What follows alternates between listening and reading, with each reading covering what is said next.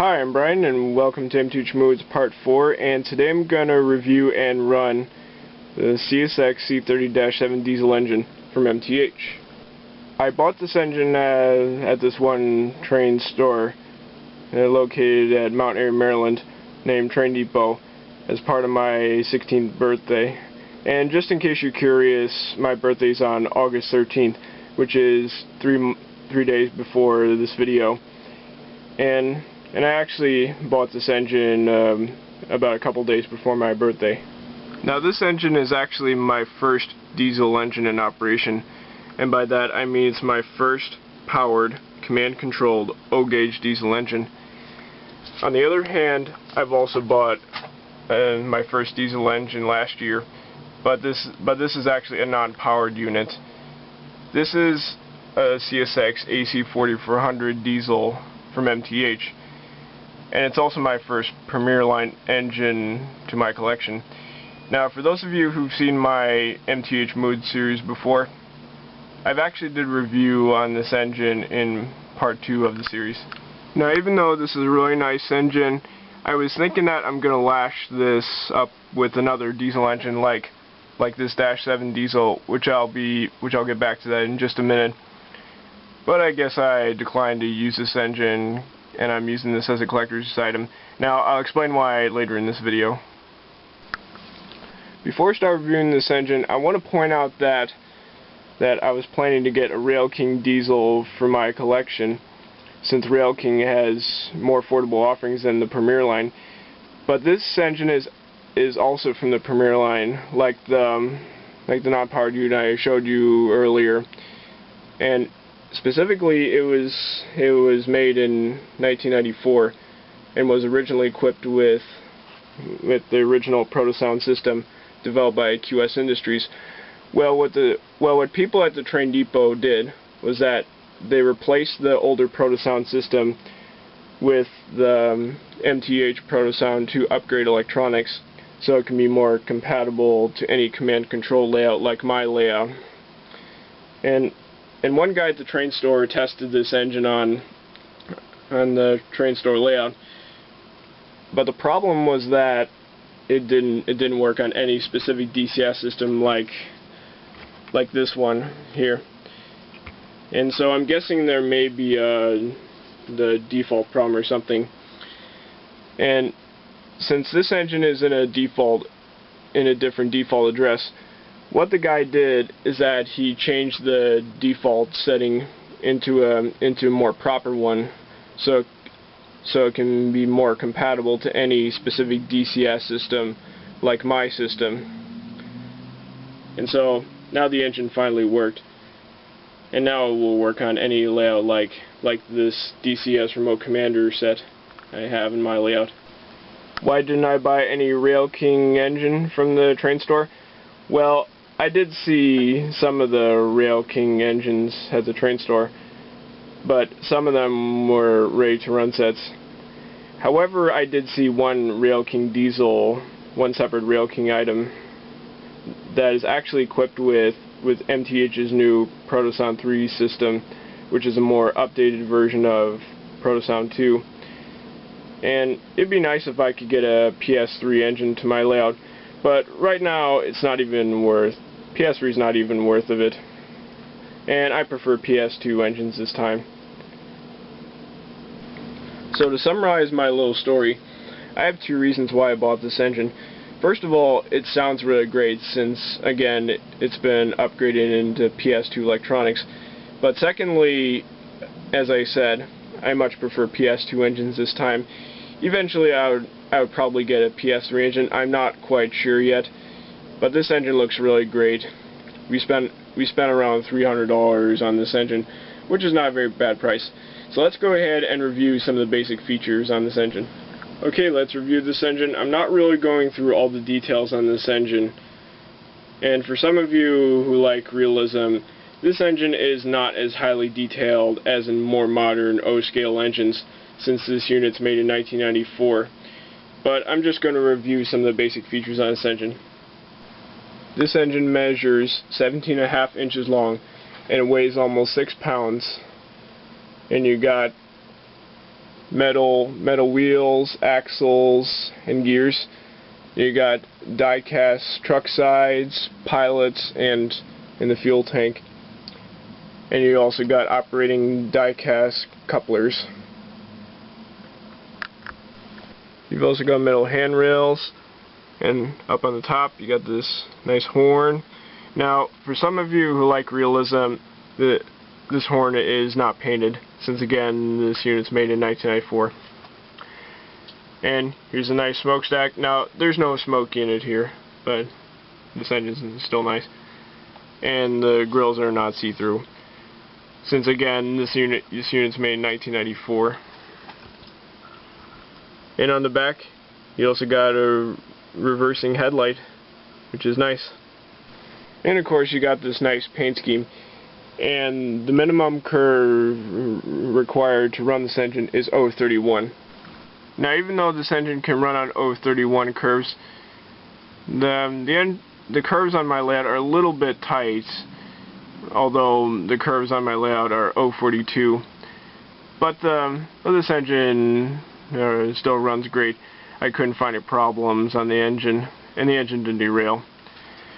Now, as I said earlier about this non-powered unit, I'm not really going to lash this up with another diesel, because I didn't want to cause any problems to the engine.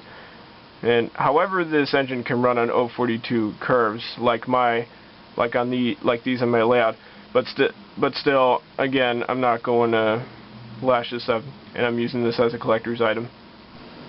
The last thing I'm going to talk about before I start this engine up is about reading the instructions. Now, when you buy any Trane products from Lionel, MTH, or whatever manufacturers, it is very important to read the instructions before use.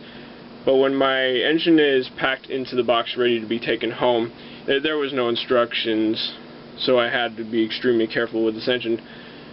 And the positive thing about this engine is that on the instructions, when you read the instructions, sometimes you have to lubricate the engine every once in a while. But this engine is already lubricated, thanks to those people at Trane Depot.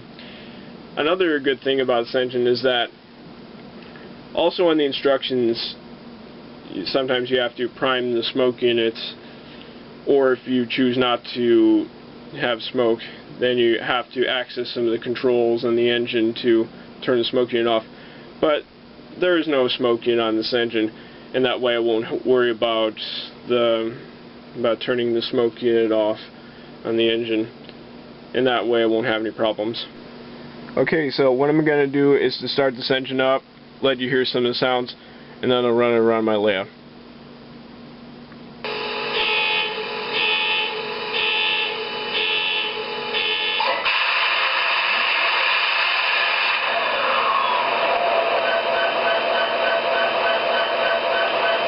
So that's the startup sequence. Now I'm going to play you some crew talk sounds.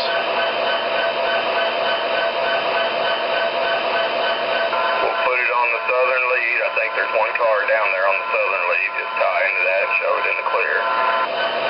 Okay, and we'll put it on the southern lead there. Hey, fireman, you got the right of way, new crossover, camera lead, east, open north for your headroom. All right, thank you. Swapping some track out, and if you are, I guess I need to come over and put a bond or two on it. Absolutely, here between the signals here at KCO.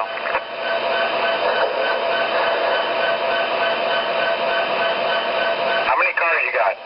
Got 8 cars. Alrighty, just stand by there for a minute or two. We'll put it on the southern lead. I think there's one car down there on the southern lead. Just tie into that and show it in the clear. So I think that's about all the crew talk sounds. Okay, let's start moving this engine around my layout. Now before I run this engine, I'm gonna play it in the passenger freight announcement sound, or PFA, and then once it's ready, then I'll start running this engine on my layout. How many cars you got? Got 8 cars. Alrighty, just stand by there for a minute or two.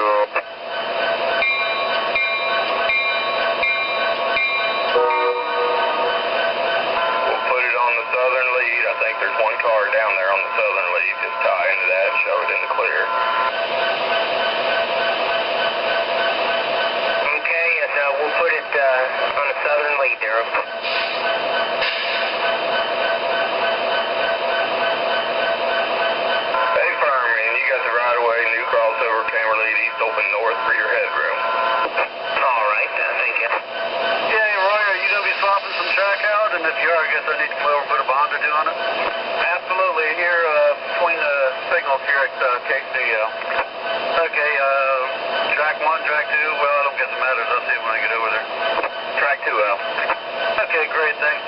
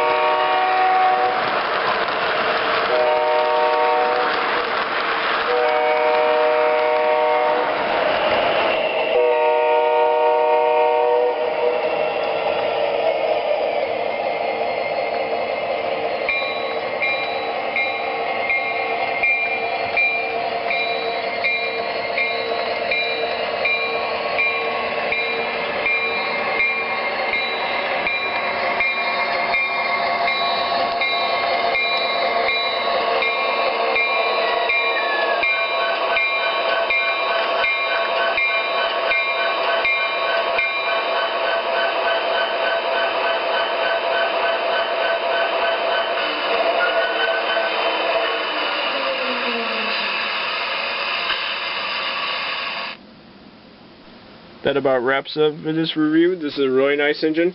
It runs great and it sounds great. Now, one final thing I'm going to say is that I was planning to buy an MTH engine about twice a year. One for my birthday and one for Christmas. And that way I would save a lot of money in our budget. And sometime in between I would buy some more pieces of rolling stock every once in a while. And even though I'm still planning to have a Railkey engine, I still think this Premier Line engine sounds really great. Anyway, I'm Brian, and I'll see you next time.